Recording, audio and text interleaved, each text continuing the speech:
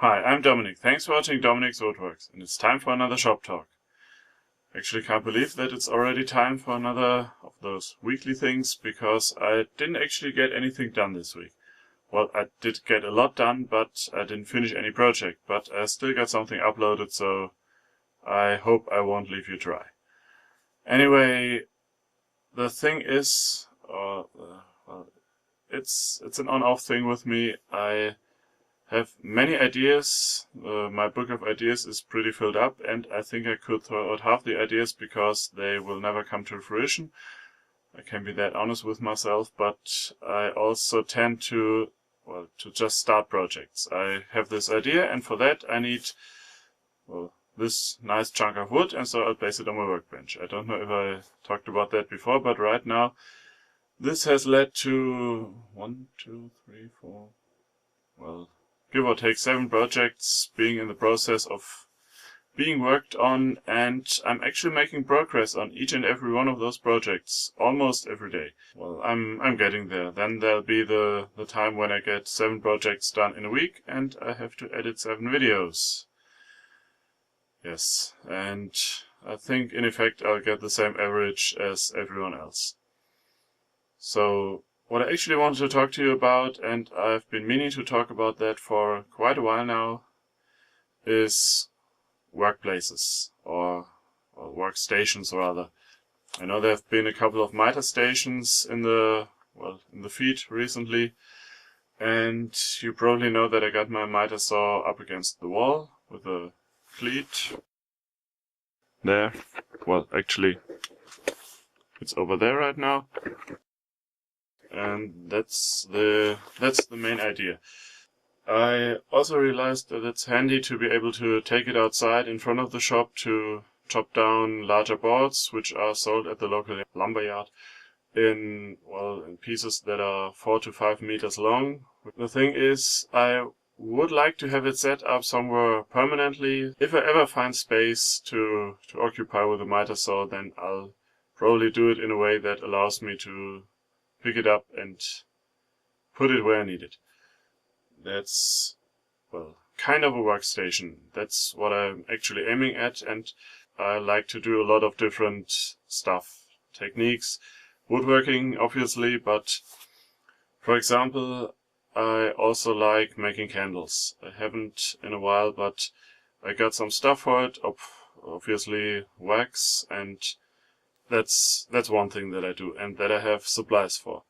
Then I also got a hot plate, which I can use to steam stuff, steam bending for wood, but also to melt the wax. And I'm still slowly approaching my main idea here. The idea is that I make a box, and this box holds all I need for a certain task.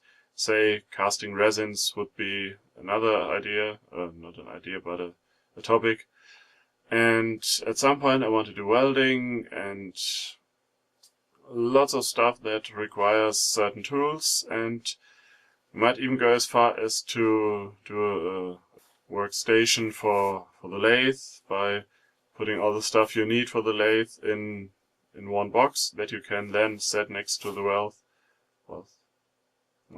Wishful thinking again. That you can send that. Not my day today. That you can then set next to the lathe and have your tools handy, your sandpaper. Maybe you have a dedicated sandpaper supply. I hope you get the gist of what I mean. You get a dedicated piece of shop furniture to use for a certain task, and when you do it, you take it, put it on your workbench and have at it. Once you're done, you put it back together, close it up and put it back away. So that's what I've been pondering for my shop, because obviously my shop isn't that small, but the way I work in it makes it so, and maybe I can improve that with this idea, but I haven't actually got any proper ideas for that, except that I know what I want to make these workstations for.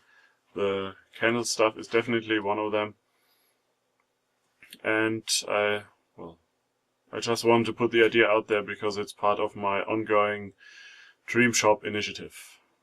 One of the projects that I got really close to finishing is this. And it's not a mallet, even though that seems to be all the rage now. This is a kitchen utensil, and I'm pretty happy with how it turned out. I actually turned this from oak, and I did the whole thing with my round scraper. Round nose scraper, I think, here. Oh, this guy. And that really surprised me, because I got a lot of softwood, and when I started out I pretty much only had softwood. I had a chunk of walnut that I deemed too precious to use for any actual projects. And then I got some oak at the local sawyer.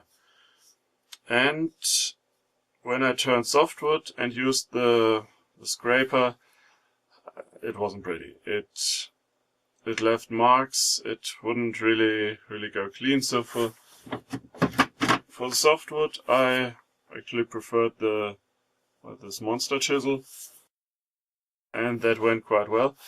But with the oak, the hardwood, the monster chisel, it caught, and it didn't work.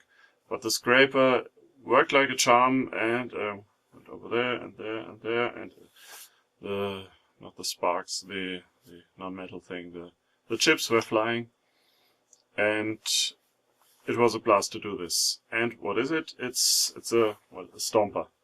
You can make mashed potatoes with it and just stomp away. And I think there might actually be a little bit of sapwood here, but well, I hope the potatoes won't mind. I used shellac on it to get a smooth finish. And I checked, shellac appears to be food safe. Well, it's used as a coating for some candies, I think. There are two problems I have with this. One is that I use my screw center, or whatever it's, yes, this. Well, me not good with words today. So the thing that screws into the wood, whatever it's called, that I use to hold it, but I shaped it till here on the lathe. I didn't want to go too far as not to damage my tools on the metal, but I should have gone a little deeper, but it was already off the lathe by then, and that's something we have to live with. And then there's this. I actually tried to smooth it out already, but you can see this crack. Adds nice character, and there's a crack too, and maybe you can hear this.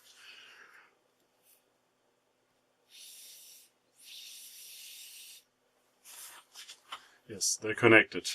As I put shellac on this one, it came out down below, and didn't realize at the time, but when I tried to shellac this one shot, it came out here. So, what to do? I really like it. I wouldn't want to throw it away, so my idea was to take another piece of oak, board in this direction, with a crane running in this direction, put it on here, probably use a router to trim it, and that'll be that. So my problem now is that I didn't really turn this flat. I tried to turn along here, but I still got a little bow in it, and yeah, I tried to put it over the planer like this. Nah. Almost managed to sand out the snipe, but I'm not sure yet. I might just leave it a little bowed and use epoxy to glue the board to it. It might get messy, but well, as long as it works. And I have to say, I really like oak, especially we got these patterns here, and then the sapwood and the overlap. It's really nice to work with, and it's one of the few hardwoods that the local sawyer has. And actually I'm working on another project, one of those that I don't expect to get finished anytime soon. And actually the first, not the first one, there was a two-part mushroom fence video, but this will probably be the first project where I think it would be actually justify to do more than one video about it. But we'll see when we get there. So that's about it for now. And just to be such a tease, maybe next week I'll talk to you about my nemesis. If you like this, please consider subscribing to my channel. Tell YouTube that you like this video as well. Leave a comment if you have anything to say. Even if you don't, I'd love to read it. Thanks for watching, and remember to be inspired.